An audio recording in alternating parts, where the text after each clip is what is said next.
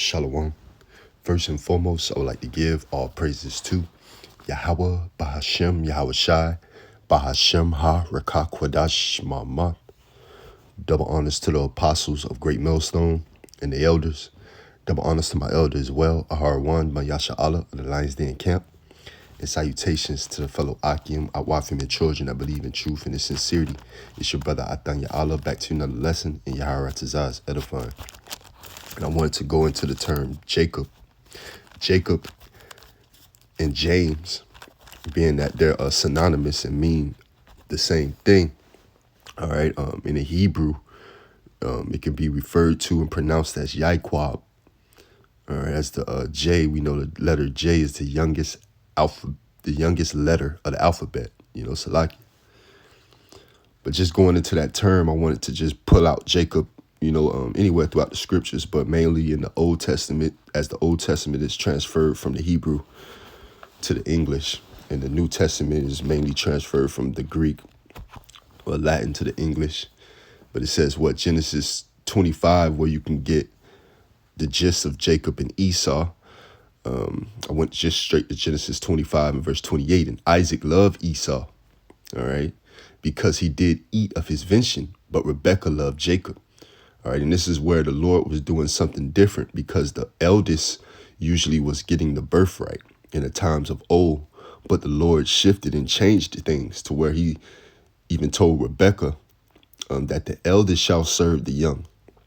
But here in verse 29, and Jacob sawed pottage, and Esau came from the field, and he was faint. All right, that's where you got to read in its proper context and the understanding of why is saying certain things on how Esau loved, Isaac loved Esau. All right, but the father loved Esau, but Rebekah loved Jacob. All right, Isaac was going blind at the time, and it was, you can get the gist of it. But going into this term Jacob, all right, here in verse 29, just to stay on point, it goes into the Hebrew H3290. Yaakov. Strong's H3290. Yaakov. Right, meaning what? Heel holder or supplanter. Right, and that's ultimately what we have to be, a supplanter. All right, not taking things in our own hands, taking matters in our own hands, or thinking that we're authors of our own salvation. All right, but we have to be the supplanter here. One of the things that apostles and elders used to go into is think like a serpent, especially here in this perverse and crooked, amongst these perverse and crooked nations, we have to think like a serpent. All right, as the scriptures say, be harmless. All right, be wise as a serpent and harmless as a dove. All right, but here Jacob mean what? Heel holder, a supplanter. And that's what we ought to be a supplanter, as Jacob supplanted for that birthright, all right, through the spirit. All right, he didn't trick or steal the birthright. He was set up through wisdom, all right, through the wisdom of Yahweh Bashem, Yahweh Shai, to move accordingly to supplant for the birthright, man, because it was destined for him. It was written for him. I want to go from there to the book of Matthew, chapter 10 and verse 16, right quick. Behold, I send you forth as sheep in the midst of wolves. Be ye therefore wise as serpents and harmless as doves, man, right? So be harmless as serpents and be wise as serpents and harmless as doves. Again, going back to the term of think like a serpent, but be harmless as doves. Why? Because our wrath doesn't work if the wrath of Yahweh Ba'ashem, Yahweh Shai. All right, if we want to get down on these devils and put judgment upon them, just imagine what the Lord want to do to them. So we have to, again, as Zephaniah 3 and 8 says, wait upon, let's get that right quick. I haven't brought it out in a while. Zephaniah 3 and 8. Therefore wait ye upon me, saith the Lord, until the day that I rise up to the prey. Right? That's ultimately what we have to do. For my determination is to gather the nations, that I may assemble the kingdoms to pour upon them mine indignation, even all my fierce anger, for all the earth shall be devoured with the fire of my jealousy. Right, that's just the wicked as a whole. All right, the heathen and 2/3 of our own people who don't want to get right. They're going to be judged accordingly. The Lord is going to rise up to the prey. So we have to wait because the Lord he does not stir nor move to the said measures be fulfilled, according to the book of 2nd Ezra, chapter 4, all right, verse 37. But just going back to Matthew 10 and 16, all right, I'll read 17. But beware of men, for they will deliver you up to the councils, and they will scourge you in their synagogues, right? But again, just like the scriptures say, man, think not what to say or what to speak. The Lord is going to put that in your mouth, in your heart, your la'av, your mind, to do what it is accordingly, man, just like he did Jacob, all right, Yiqab, which is synonymous for James, all right? So Jacob and James ultimately ends up meaning the same thing. Another example of that, let's just get James into the blue letter to go into the etymology, and mainly in the New Testament, as is more than one James, like the Lord's brother.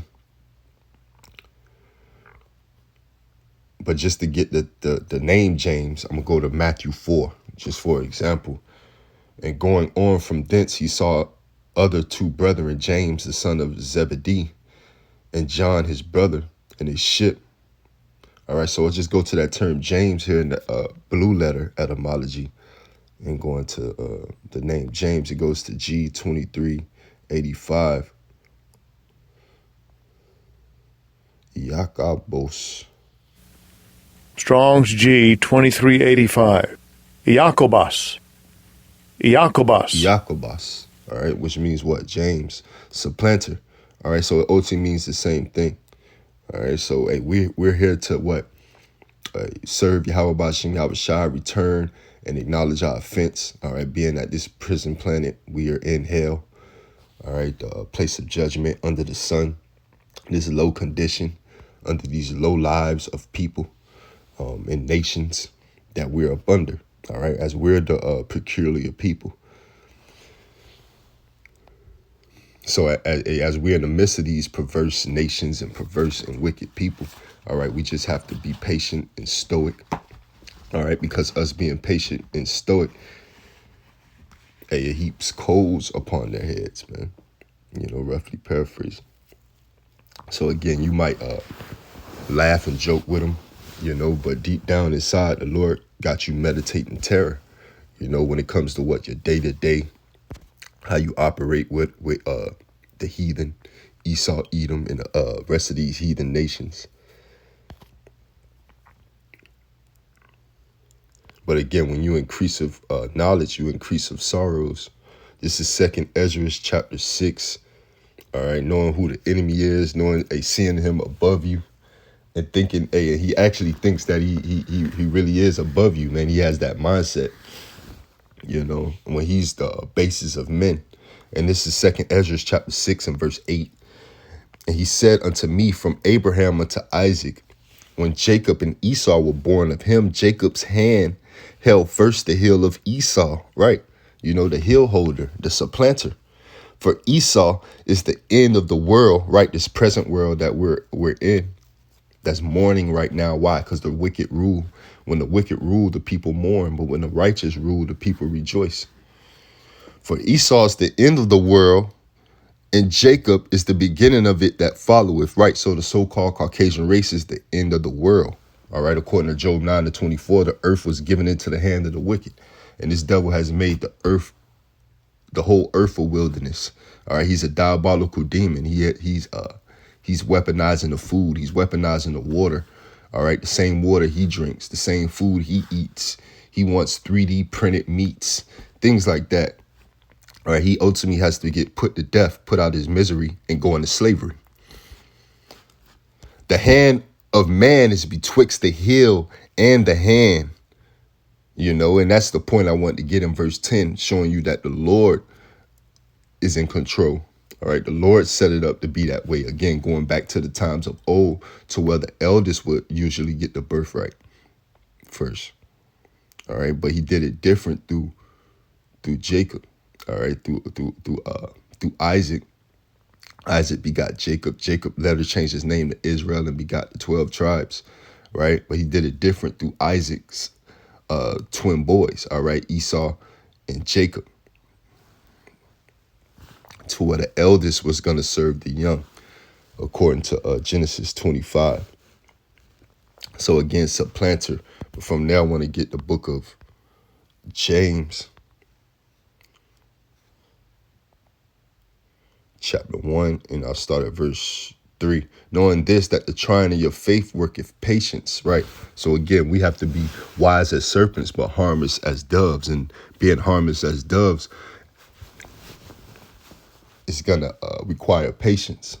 Knowing this, that the trying of your faith worketh patience, but let patience have a perfect work, right? Just like we brought out Zephaniah 3:8, that ye may be perfect and entire, wanting nothing.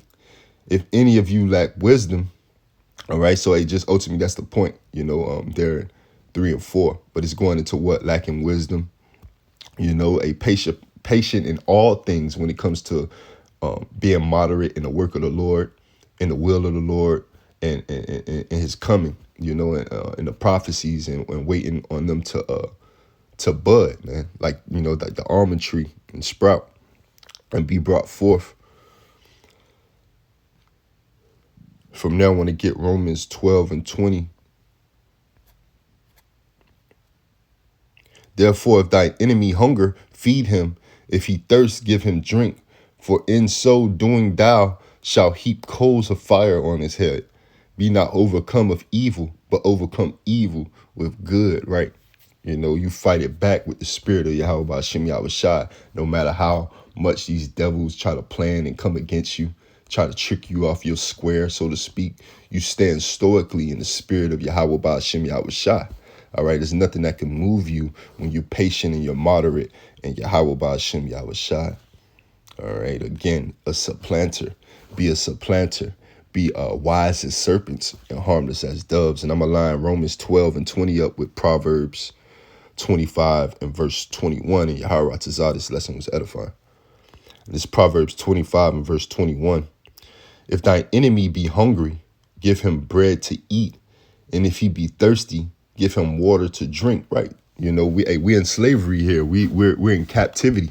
So again, just as Jacob, we are to supplant, all right, hold his heel, all right, give him a cup of water, all right, because in the kingdom, he's not going to get not one drop. This is Proverbs 25 and 22. For thou shalt heap coals of fire upon his head, and the Lord shall reward thee, right? The Lord is going to reward thee, ultimately with salvation, new bodies, the kingdom. All right, a rod of iron, a crown to beat these devils to powder. But I continue on. It says, the north wind driveth away rain, so doeth an angry countenance a backsliding or backbiting tongue. Right, if you're a backbiting tongue, usually they backbite it because they wasn't bold enough to say it up front in your face.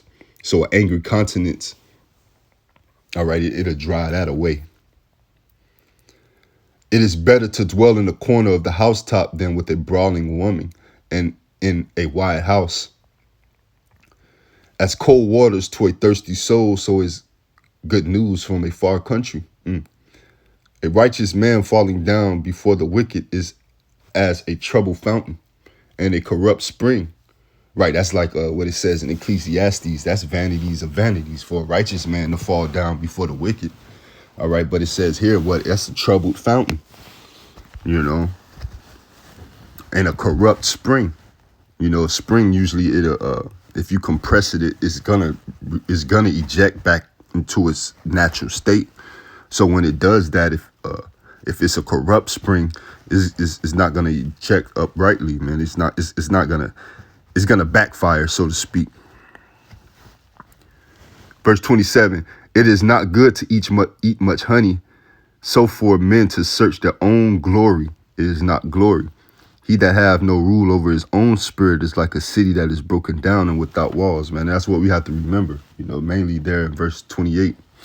All right, verse 21. was a good point. All right, to verse 22, for thou shalt heap coals of fire in his head, upon his head, and the Lord shall reward thee. Right, like the Lord gonna reward thee openly, man. You know, just stay stoic, all right, through the spirit of Yahweh Ba'ashem Yahweh Shai, and be wise as serpents and harmless as doves, man, and continue to be that ensample. All right, but again, we meditate terror, man. You know, but again, verse 28, he have no rule over his own spirit, right? We have to rule over our own spirit. Just again, as we mentioned, Zephaniah 3 and 8, waiting upon the Lord till he rise up to the prey, because our wrath and our carnality doesn't work if the wrath of Yahweh Ba'ashem Yahweh Shai. You know, if we want to chop his head off, imagine what the Lord want to do. So we just got to wait upon that for the Lord to give us that spirit so we can do it without judgment. You know, we can do it freely, abundantly. It'll be the game in the kingdom that can be hotly pursued, as is stated in Obadiah 1 and 18. But Shalom, Mahabadan, DTA to the next one.